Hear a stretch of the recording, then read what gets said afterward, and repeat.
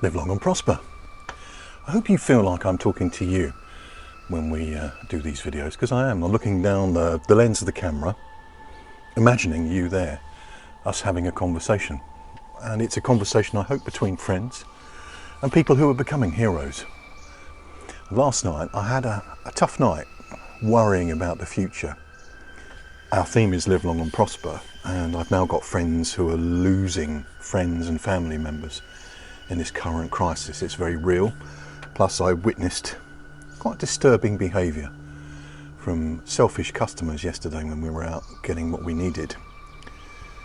And I'm that sort of person to worry about the future of the human race, let alone my own future. Where are we going? So if that sounds like it's a downer, today's video, it's not. It's just the context. I'm worried about the future. And into that comes today's inspiration. So today's theme is transformation. The Greek word for transformation is metamorphosis. The joy of the tadpole into the frog or into the newt. Loved that as a kid.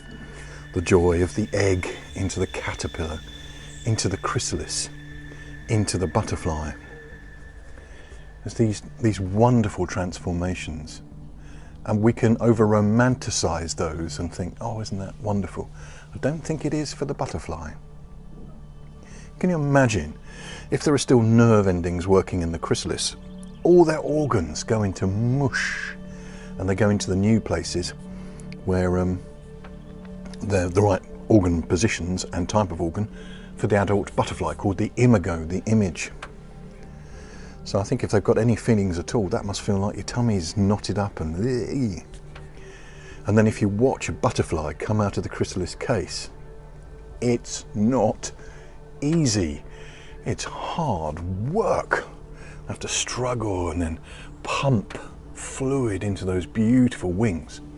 And I heard from a friend that if you actually help a butterfly out of the pupa case, sometimes they die, because the effort and the struggle is part of the journey. So we are going through enormous transformational change. I kind of know you know that. I wanted you to realise that I'm realising that it's going to be hard work, and that's not wrong. That's part of the process. Stuff we work for, we really appreciate. I wanted to read you one of my favourite poems. It's called Autobiography in 5 chapters by Portia Nelson. And to me, it picks up some of that transformational journey. So 5 chapters, short chapters. Chapter 1, I walk down the street. There's a deep hole in the sidewalk. I fall in. I'm lost. I'm helpless. It isn't my fault. It takes me forever to find a way out. Chapter 2, I walk down the same street. There's a deep hole in the sidewalk. I pretend I don't see it. I fall in again. I can't believe I'm in the same place, but it isn't my fault. It still takes a long time to get out. Chapter 3, I walk down the same street. There's a deep hole in the sidewalk. I see it is there. I still fall in. It's a habit. My eyes are open. I know where I am. It's my fault. I get out immediately. Chapter 4. I walk down the same street. There's a deep hole in the sidewalk. I walk around it. Chapter 5. I walk down another street. And we'll acknowledge the copyright on that. That's from Portia Nelson's book, There's a Hole in My Sidewalk, 1993. Amazing, wonderful, inspirational piece of literature. I have a very strong promise in my life that the universe has promised me a future and a hope, plans to prosper me and cause me to succeed. Evidence is saying that the whole world is shaking, is transforming, and some of us won't make it.